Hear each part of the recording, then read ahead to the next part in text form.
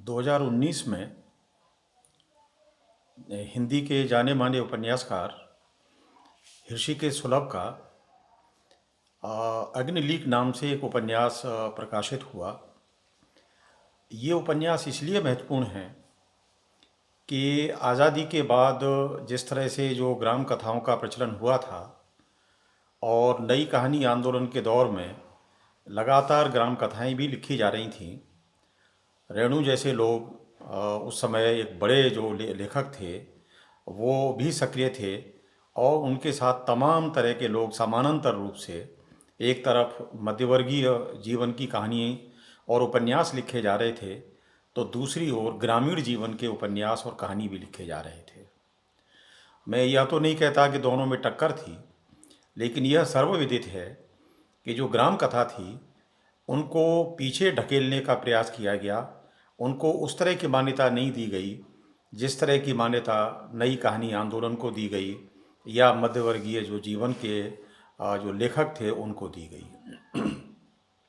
बावजूद इसके बड़े लेखक चूँकि उस समय थे, इसलिए उन्होंने अपने लेखन के बल पर अपनी धाक मनवाई और 1954 में रेणु का जब मैलांचल प्रकाशित हुआ तो मैलांचल की जो धूम थी वह अब तक मध्यम नहीं पड़ी है। मैलांचल केवल ग्राम कथा नहीं है, बल्कि आज़ादी के 6 महीने से पहले और आज़ादी के 6 महीने के बाद, यानी महात्मा गांधी की हत्या तक जिस तरह से रेणु ने उसको बुना है और जो सूत्र दिए हैं ग्राम कथा के कि जो ग्रामीण जो राजनीति है वो किस दिशा में जा रही है, कि जिन मूल्यों के लिए आज़ादी लड़ी गई थी या आज़ादी की लड़ाई लड़ी गई थी वह मूल्य अब धीरे धीरे करके तिरोहित होते जा रहे हैं। गांव में तीनों बड़े जो राजनीतिक दल हैं, लेकिन उनकी भूमिका नगण्य है। 2019 में जब ऋषिकेश सुलभ का उपन्यास आया तो ये लगा कि ग्राम कथा पर लिखने वाले आज जो सर्वाधिक रूप से कम हैं।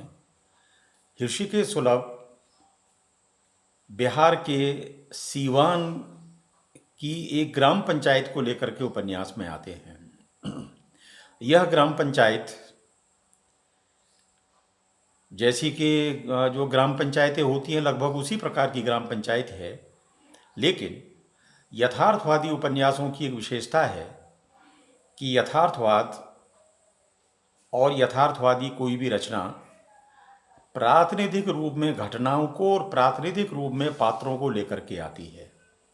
सुलभ जी भी इसी प्रकार की घटना को लेकर के आए। देवली एक स्थान है सीवान में, उसकी जो ग्राम पंचायत है उस देवली की ग्राम पंचायत को लेकर के वो आए। वह ग्राम पंचायत जिस पर 1977-78 के बाद यानी आपातकाल के बाद लीलाधर यादव का कब्जा है। लीलाधर यादव लगातार उसके मुखिया बने हुए हैं। वह यह बताता है कि आज भी जो ग्राम में जो गांव में जो राजनीति है वो किस तरह से जातिवाद के और उन षड्यंत्रों के चक्कर में फंसी हुई है, जिन षड्यंत्रों के चक्कर में कोई भी एक राजनेता लगातार चुनाव जीतता जाता है और उसका कोई विकल्प तैयार नहीं होता। पिछली बार के चुनाव में शमशेर साई ने मिलकर के एक लीलाधर यादव को थोड़ी सी टक्कर दी। यह कहना समीचीन होगा कि कोई भी राजनेता अपने विरोधी को सहन नहीं करता। कोई भी राजनेता यह मान करके नहीं चलता है कि उसका विरोधी उसके सामने टक्कर लेकर के आए और उसकी पराजय या उसके मतदान को कम करने की कोशिश करे। लीलाधर साईं उसी तरह का एक पात्र है शमशेर साई। शमशेर साईं एक इसी तरह का पात्र है जो कि लीलाधर यादव को टक्कर देता है। यह टक्कर राजनेता को स्वीकार नहीं है। लीलाधर यादव चूँकि 77-78 से मतलब लगातार जो मुखिया बने हुए हैं, तो ये कैसे संभव है कि उनके मत प्रतिशत है उसमें कोई भी आदमी और उसी गांव का आदमी और उसके मतदान को कम कर दे। इसलिए उपन्यास की शुरुआत शमशेर साईं की हत्या से होती है। उपन्यास जहाँ शुरू होता है वहाँ एक दृश्य बनता है कि लीला जो शमशेर साईं की हत्या हो गई है। उपन्यास में इससे पहले शमशेर साईं के बारे में कुछ बताया नहीं गया है, लेकिन उपन्यासकार सुलभ जी चूँकि नाटक से जुड़े हुए हैं और नाटक से जुड़ा हुआ व्यक्ति जानता है कि कौन से पात्र को और किस तरह से कब उसको लेकर के आना है, इस बात को सुलभ जी भली भांति जानते हैं। इसलिए शमशेर की मृत्यु के बारे में वो धीरे धीरे खुलते हैं। और जब खुलते हैं तो एक दिलचस्प बात यह है कि पूरे उपन्यास में चाहे गांव हो, चाहे गांव के लोग हों, चाहे गांव का जो मुख्य जो केंद्र है जहाँ पे कलाल की दुकान है, जहाँ सारे लोग जुटते हैं शाम को, वहाँ भी कोई ये शक नहीं करता कि शमशेर साईं की जो हत्या हुई है उसमें लीलाधर यादव का भी कोई हाथ है। ये कुशलता केवल राजनेताओं में ही संभव है। एक मजा हुआ राजनेता अपने विरोधी की हत्या भी करा देता है और उस हत्या में संलिप्त भी नहीं पाया जाता, और केवल न पाया जाना नहीं बल्कि संलिप्त होने का कोई प्रमाण भी नहीं छोड़ता। लेकिन सुलभ जी इस बात को बताते हैं कि जिस रात में शमशेर साईं की हत्या हुई थी उसी रात में लीलाधर यादव अपने समधी जो एमएलसी हैं पटना में, विधान परिषद के सदस्य हैं, उनके पास थे। और जब हत्या हुई और जब हत्या की सूचना उनके गांव के उनके एक सहायक ने दी, तो लीलाधर यादव ने अपने समधी को यह बात बताई कि शमशेर साईं की इस तरह से हत्या हो गई है। वह अपने समधी के साथ उस दिन विधान परिषद भी गए, दर्शक दीर्घा में बैठे ताकि ये रिकॉर्ड में आ सके कि लीलाधर यादव उस दिन गांव में नहीं थे। दूसरा, वो लगातार इस बात के लिए सक्रिय थे कि गांव में अब क्या क्या हो रहा है, और उनके समधी उनको बिहार के डीजीपी के यहाँ भी ले गए। अब सवाल यह है कि लीलाधर यादव की कोई भूमिका उस हत्याकांड में नहीं थी, तो लीलाधर यादव को ऐसी क्या चिंता थी कि वो डीजीपी से भी मिल रहे हैं और विधान परिषद भी जा रहे हैं और वो अपने समधी के साथ लगातार सक्रिय हैं, और उनके समधी भी कह रहे हैं कि आज न जाइए, कल परसों देखिए अपने गांव जाने की।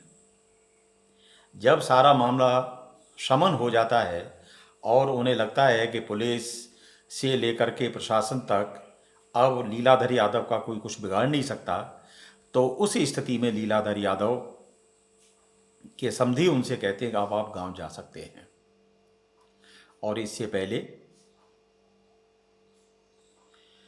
जो हत्या का जो आरोप है वो एक दूसरा जो सरपंच है अंसारी, उस पर लगा दिया जाता है और उसकी गिरफ्तारी भी हो जाती है।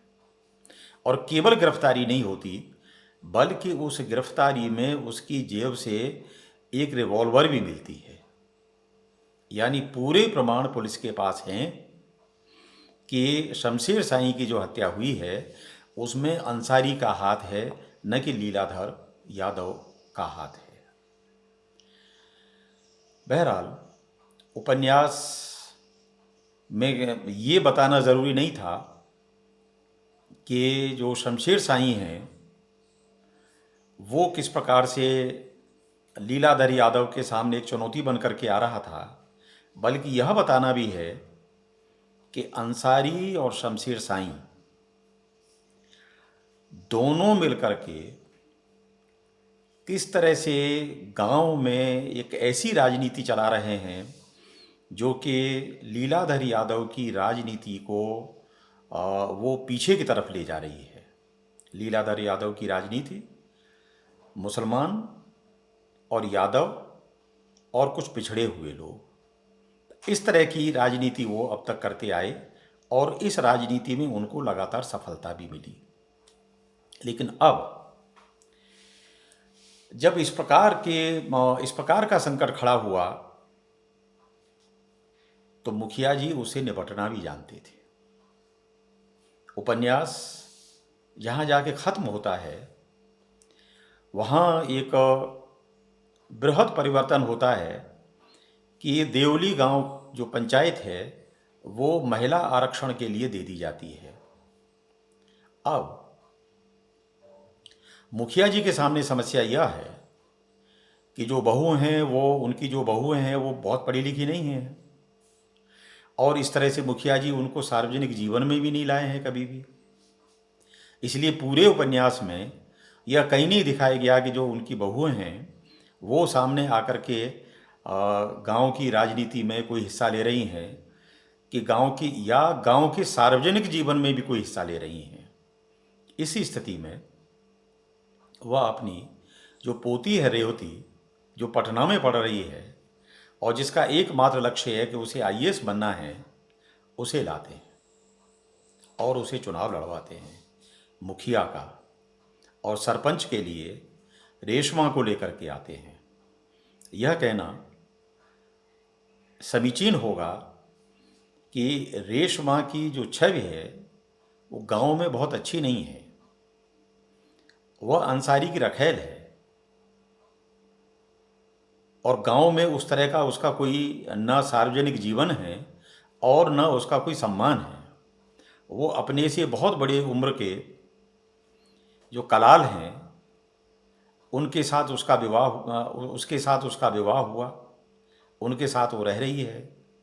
लेकिन कलाल को भी एतराज़ नहीं है कि जो अंसारी है वो क्यों उनके यहाँ आता है। इस तरह से इस उपन्यास में मुखिया जी यह तो तलाशते ही हैं कि उनका जो विकल्प है उसे किस तरह से धीरे धीरे समाप्त करके अपने गांव की पंचायत पर अपना कब्जा बनाए रखना है। लेकिन दूसरा यह भी इस उपन्यास में एक पक्ष यह भी जो सुलभ जी रखते हैं कि कोई भी स्त्री उस उपन्यास की ऐसी नहीं है जो कि सामने आकर के और या तो राजनीति में अपना दखल रखती हो या सामाजिक जीवन में दखल रखती हो। ये एक विचित्रता है, क्योंकि जो अंसारी है, अंसारी की पत्नी है, अंसारी अपने जो अंसारी का ड्राइवर है मुन्ना, उसकी बहन है मुन्नी, उसको भी ख्याल रखते हैं। अंसारी रेशमा से भी संबंध रखते हैं और एक तरह से रखेल की तरह संबंध रखते हैं। तो न मुन्नी का, न अंसारी की पत्नी का, न रेशमा का और न लीलाधर यादव की जो बहुएं हैं उनका गांव की सामाजिक जीवन में कोई स्थान नहीं है। समाजवादी आंदोलन के बाद ये लगता था कि जब पिछड़ी जाति उभर करके आ रही है तो वह पिछड़ी जाति अपनी स्त्रियों को भी एक स्वतंत्रता देगी। जिस प्रकार की स्वतंत्रता पिछड़ी जातियों के लोग अपने लिए मांग रहे थे और उन मूल्यों के विरोध में खड़े हुए थे जो मूल्य सवर्ण जातियों ने बनाए थे, उन मूल्यों को नेस्तनाबूद करने पर वो तुले हुए थे। तो उसे उम्मीद की जाती थी कि जो पिछड़ी हुई जातियां जब राजनीति में आएंगी तो राजनीति में आने के बाद अपनी स्वतंत्रता और अपने लोगों की स्वतंत्रता के साथ अपने घर की स्त्रियों की या अपने परिवार की स्त्रियों की या अपने समाज की स्त्रियों को भी स्वतंत्रता प्रदान करेंगी। लेकिन ऐसा नहीं हुआ। जैसा मैंने पहले कहा कि मुखिया जी के परिवार की कोई स्त्री सामने नहीं आती है। मुखिया जी उनसे सलाह भी नहीं करते। कोई ऐसा उपन्यास में दृश्य नहीं है जिसमें मुखिया जी अपने गांव की या अपने परिवार की स्त्रियों के बीच में बैठ करके कोई चर्चा कर रहे हैं। वो निर्णय तो लेते हैं, बड़े निर्णय लेते हैं, और ऐसे निर्णय लेते हैं जिन निर्णयों में उन्हें सफलता भी मिलती है, लेकिन वो सारे निर्णय या तो मुखिया जी के हैं या उनके दामाद के हैं। बाकी न उनके बच्चों का, न बहू बेटियों का, न उनकी पत्नी का कोई स्थान नहीं है, और शायद वो ऐसा चाहते भी नहीं। एक वजह और भी है, या मैं ये कहूँ कि एक मुख्य कारण जो इस उपन्यास में, या एक मुख्य चीज़ जो उपन्यास में उभर करके आती है, वो भी बार बार ध्यान खींचती है कि क्या कारण है कि मुखिया जी की बेटी कुंती ने प्रेम किया तो उसके प्रेमी की हत्या हो गई। मुखिया जी की पोती रेवती ने प्रेम किया तो उसके प्रेमी की हत्या हो गई। ये अनायास तो नहीं है, ये तो सायास है।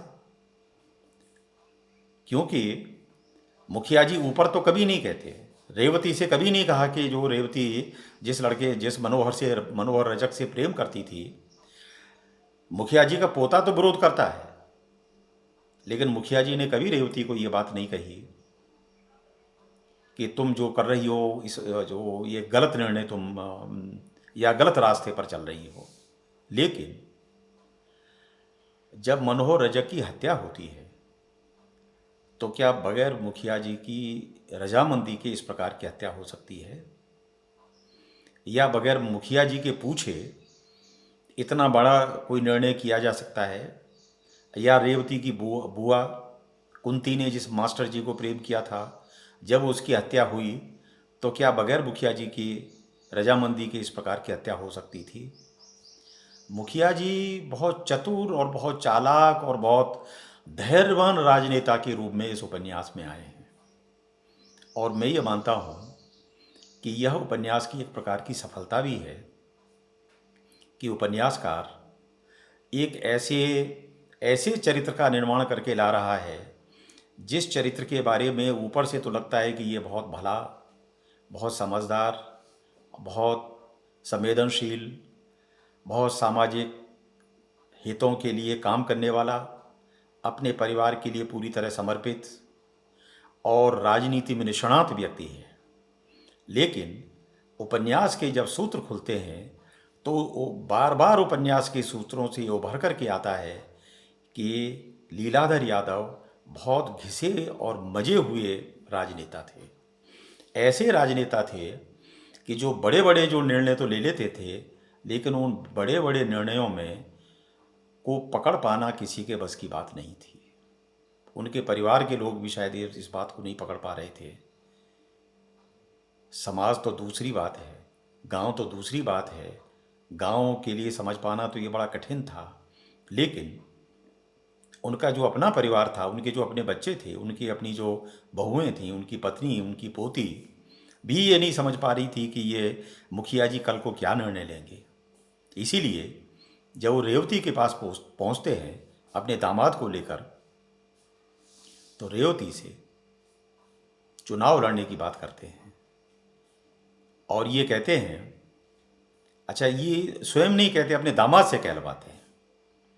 इसलिए कहलवाते हैं कि अपनी पोती से शायद बात करने का उनका उस तरह का या तो मन नहीं था, और दूसरा ये है कि जो सामंती परिवारों में बच्चों से और बच्चियों से बात करने की या उनसे सलाह करने की या उन्हें कोई बात कहने की शायद इस तरह की कोई परंपरा नहीं है। तो मुखिया जी भी उसी सामंती जो पृष्ठभूमि है उसका निर्वाह करते हैं। और उनका दामाद कहता है, जब रेवती कहती है कि मैं तो आईएएस बनने की सोच रही थी, तो कहा कि देखो आईएएस तो बहुत हैं इस देश में, तुम राजनेता बनो, आईएएस तुम्हारे पीछे घूमेंगे, और ऐसे आईएएस तुम्हारे पीछे घूमेंगे कि जो तुम चाहोगी वह काम होगा, और काम की चिंता मत करना, जो भी काम है वो तो तुम्हारे दादाजी कर लेंगे, तुम्हारे बाबा कर लेंगे, यानी लीलाधर यादव कर लेंगे। तुम केवल इस बात की सहमति दो और इसके लिए तैयार हो जाओ कि तुम मुखिया का चुनाव लड़ सको। और रेवती निरुत्तर हो जाती है। उसके पास कोई उत्तर नहीं है। इसलिए उत्तर नहीं है कि उसे अब तक ये भरोसा था अपने दादाजी पर कि पूरा घर, पूरा समाज और पूरा गांव भी यदि उसका विरोधी हो जाएगा, लेकिन उसके दादा उसके साथ रहेंगे, उसके निर्णयों में उसके साथ होंगे, और वो जो चाहती है, वो जो बनना चाहती है या जो करना चाहती है, उसमें उसके दादाजी का आशीर्वाद हमेशा उसके साथ रहेगा। लेकिन दादाजी को ये नहीं जानती थी कि दादाजी कितने चतुर राजनेता हैं, और ऐसे चतुर राजनेता कि सीधे सीधे बात न करके अपने दामाद के माध्यम से उस पर वार करवा रहे हैं, और एक प्रकार से उसके सपनों की हत्या कर रहे हैं। लेकिन इस सपनों की हत्या करते वक्त न तो रेवती को ये एहसास होता है कि उसके दादाजी उसके सपनों की हत्या कर रहे हैं, न वो मुखिया जी इस बात को प्रकट होने देते हैं कि उनकी कोई इस प्रकार की इच्छा है। बहरहाल, यह उपन्यास आज़ादी के बाद का, और विशेष रूप से 21वीं सदी में जो गांव की राजनीति है, जिसके लिए कहा जाता है कि गांव बदले तो बहुत हैं, गांव में पैसा भी बहुत गया है पंचायत के नाम पे, लेकिन उन गांवों में जो परिवर्तन हुआ है, उन गांवों में एक ऐसी प्रजाति भी खड़ी हुई है जो प्रजाति राजनीति के नाम पर अपना वर्चस्व भी बनाए हुए है और सारी विकास योजनाओं पर भी कब्जा किए हुए है। ऋषि के सुलभ अग्निलेख में इस बात को कह पाने में पूर्णतः समर्थ हुए हैं, और इस बात की भी भरपाई उन्होंने की है कि 21वीं सदी में जो बड़े ग्राम कथा को लेकर के एक चिंता व्यक्त की जा रही थी कि ग्रामीण जीवन पर लिखने वाले लेखक कम हैं, या कोई महत्वपूर्ण उपन्यास ग्रामीण जीवन पर नहीं आया है, तो उस कमी को भी सुलभ जी पूरा करते हैं और एक ऐसा उपन्यास लेकर के आते हैं जो कि ग्राम पंचायत देवली की जो एक ग्राम पंचायत देवली का सामाजिक अध्ययन भी है, और सामाजिक अध्ययन के साथ राजनीति का जो पतन है और उसकी जो विकृतियां हैं, उनका भी खुलासा करता है।